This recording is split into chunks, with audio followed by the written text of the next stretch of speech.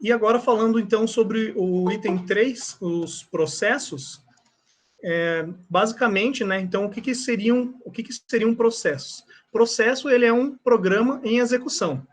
E ele vai estar sempre, então, obviamente, quando vocês programam algo, ele tem que estar guardado, armazenado em algum local da memória no seu computador. Então, ele vai estar associado a um espaço de endereçamento de memória que vai partir de zero, que seria a primeira linha, o primeiro comando do seu processo, até um máximo lá onde ele vai estar armazenado na sequência, né, dentro da memória do seu computador ou do seu dispositivo, onde está aquele seu algoritmo. Então, o processo, ele pode escrever e ler dentro desse espaço. Então, você vai ter ali um espaço reservado, endereçado para que esse processo utilize, e aí ele vai ter iniciado em zero até um máximo que tem disponível para ele ali, tá trabalhando. Então, executando o processo, escrevendo e lendo variáveis e fazendo com que ele efetivamente realize aquela ação que você estava aguardando, né? Então, esse espaço está escrito o programa executável, os dados e a sua pilha. Então, tem toda ali a sequência relacionada ao ponteiro que indica qual que é a instrução do momento que o teu processador vai executar e qual que é a próxima e relacionado quais que são os locais dentro daquela memória que vai estar utilizando para que o seu processo seja executado. Então, ele vai partir ali de um zero, vai ter lá até um máximo, né? E aqui dentro ele vai ser dividido em setores. Você vai ter ali um setor onde você vai ter o seu código, né, o seu programa. Você vai ter ali uma parte da memória onde você vai armazenar lá suas variáveis, tá? E aí um outro espaço de memória ali que você pode ter questões de parte de endereçamento, outras variáveis variáveis que você não pode modificar muito. Então, você vai ter dividido ali principalmente em dois setores, que é a parte do programa, que está gravado na memória, né, e a parte da execução dele e aí escrever e ler as variáveis, tá? Então, o processo ele vai conter alguns recursos, como os registradores, incluindo o contador de programa e o ponteiro de pilha, que é para ele exatamente saber aonde que ele está executando naquele momento dentro do teu código, se ele tem que dar um salto para um outro ponto do código e depois retornar, e assim por diante. Uma lista de arquivos abertos, alarmes, pendentes, lista de processos relacionados, enfim, é um código bem complexo que ele pode estar acessando alguns recursos, né? Quando você, por exemplo, coloca uma interrupção, ele vai sair daquele trecho de código que você está, vai fazer um atendimento, o processador vai ser encaminhado a outro ponto da memória para executar aquele ponto do código rapidamente e retorna para fazer qualquer validação que ele precise. Por exemplo, a conexão de um dispositivo externo, como a gente viu na aula passada, tá? Você conecta um USB com um mouse, por exemplo, novo, ele vai fazer uma interrupção para identificar e aí o processador ele vai acabar sendo direcionado para fazer esse atendimento dessa interrupção. Então, o processo ele acaba armazenando as informações necessárias para executar o programa, né, principalmente nessa primeira parte aqui da memória que foi reservada para aquele processo, tá? Então, a memória é muito maior que isso. Então, quando você olha, tem um trecho da memória lá que vai ser endereçada, né, que é o espaço de endereçamento que vai ser reservado para que esse processo seja efetivamente executado.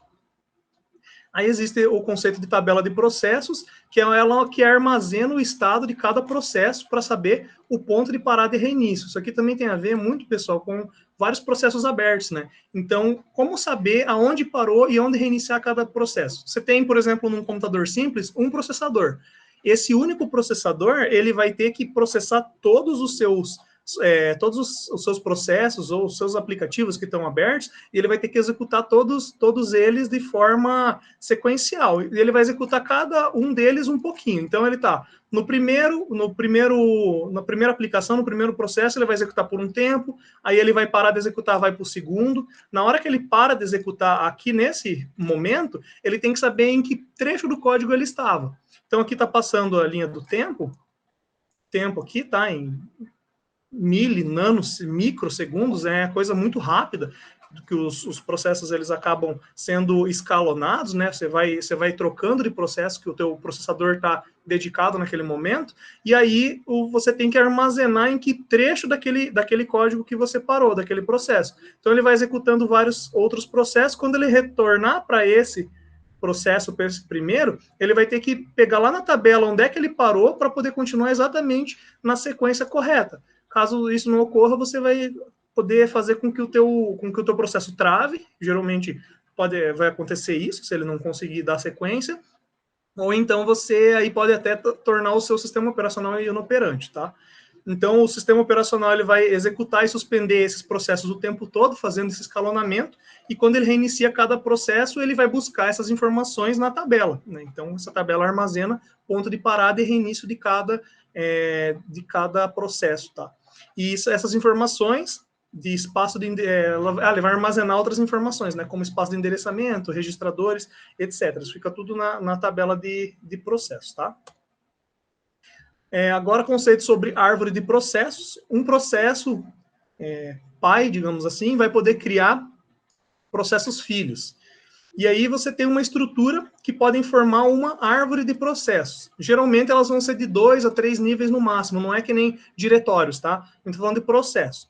Quando a gente fala de diretórios, os diretórios das árvores elas são de muitos níveis. Então, você vai ter lá a desktop dentro do teu, por exemplo, C2 pontos, dentro do C2 pontos você vai ter lá ou D2 pontos, você vai ter os seus arquivos que você tem lá, daí vai ter uma pasta fotos, dentro da pasta fotos você vai ter fotos de vários anos, dentro das fotos de vários anos você vai ter locais que você visitou em cada ano, e daí lá dentro você vai ter efetivamente as fotos que você tem. Então você criou uma árvore bem grande de diretórios. Isso a gente vai ver daqui a pouco, mas quando se fala em árvore de processos, elas geralmente vão ter poucos níveis, por isso que aqui diz de 2 a 3 níveis no máximo. Então a árvore de processo, o processo A, aqui ele criou 2 processos, e o processo B ele criou mais 3 processos filhos, tá?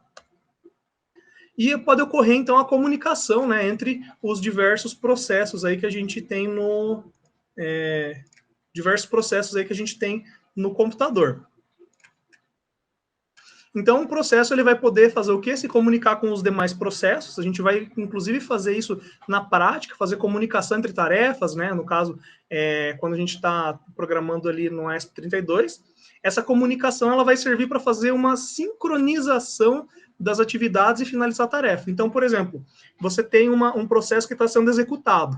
Quando, digamos que ele terminou uma determinada função, ele fez lá a determinada função que ele tinha, e aqui nesse momento ele enviou uma informação de uma mensagem. Mas você tinha um outro processo que estava executando, um segundo processo aqui que eu vou fazer da cor verde, que ele começou a executar antes lá, e ele ainda não estava pronto para receber essa informação.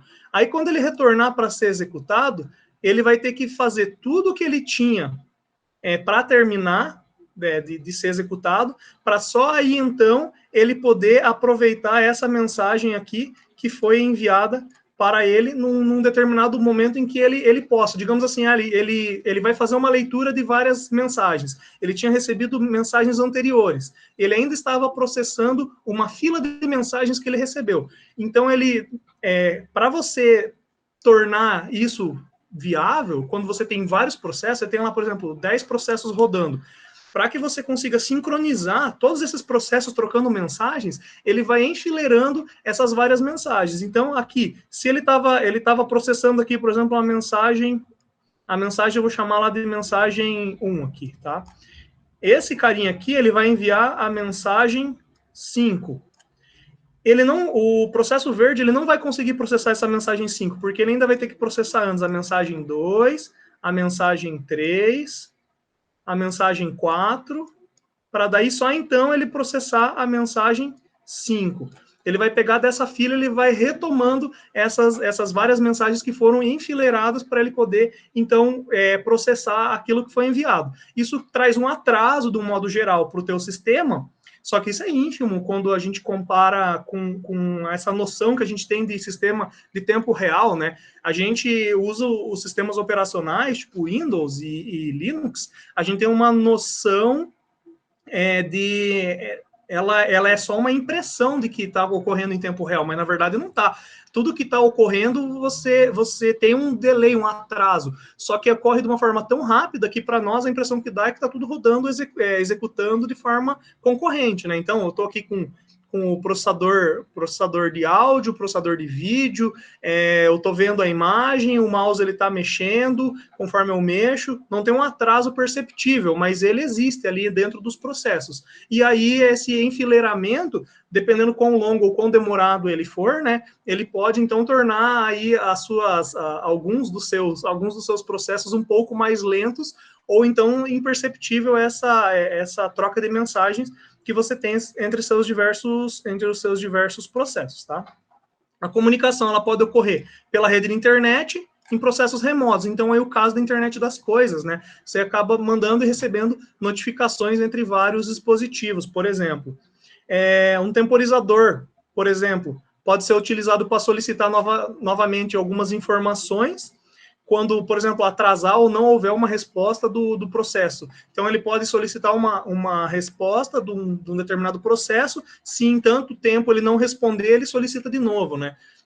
Também tem que tomar muito cuidado nesse tipo de programação. Se você programa e fica solicitando muito, aí você, pelo excesso de solicitações, você pode travar o seu sistema operacional também. Então, sempre o sistema operacional tem que ser muito bem pensado na hora de você criar os seus processos, aí, as suas aplicações, as suas tarefas, e efetivamente fazer com que elas se conversem e troquem mensagens, e que isso não torne o teu sistema inoperante. E também um sinal de alarme, que notifica o processo que enviou a mensagem para que ela seja reenviada. Para isso é preciso fazer o quê? Para a execução, salva os registradores, e aí ele atende o sinal de alarme antes de retomar uma execução. Então, você tem, por exemplo, uma mensagem assim que atravessa as demais, né? Então, ele vai ter uma certa prioridade, digamos assim, na hora de você solicitar. Isso daí pode ser feito, por exemplo, quando você vai montar conceito de fila, né? Então você tem lá a fila, quem chega por último vai ser atendido bem depois, vai demorar. Vão atender todos os que chegaram antes para daí atender o último na fila. Aí quando você faz um sinal de alarme, você fala, não, mas eu quero colocar dentro dessa estrutura aqui, eu quero colocar agora como pilha, ou seja, esse que está chegando, ele vai lá por primeiro. Ele vai lá na primeira posição, porque ele vai ser o próximo a ser atendido. E daí todas essas outras mensagens que estavam aguardando nessa fila, eles vão ter que aguardar primeiro ser atendido esse processo, esse sinal de alarme que foi solicitado. Com relação à identificação de usuários, né? Você tem aí o User ID, né? A identificação do usuário, o ID da pessoa que é autorizada para acessar o sistema. Vocês têm isso daí todo dia quando vocês acessam aí o sistema de administrador ou de usuário dentro do computador de vocês, né? Para fazer login, né? Então, os usuários podem ter aí uma identificação de grupo ou ela pode ser identificação, por exemplo, de administrador. Todo processo, seus processos filhos, tem esse identificador de quem a iniciou, para saber se o cara ele é um superusuário, se ele é um administrador, ou se ele é um simples usuário que não vai poder ter acesso a, por exemplo, escrever aquele determinado arquivo, apenas leitura, por exemplo, ou não, é apenas execução. Isso daí, para que o processo saiba quem está iniciando, ele tem que puxar essa identificação do usuário para saber se ele tem permissão para acessar determinado setor aí ou processo.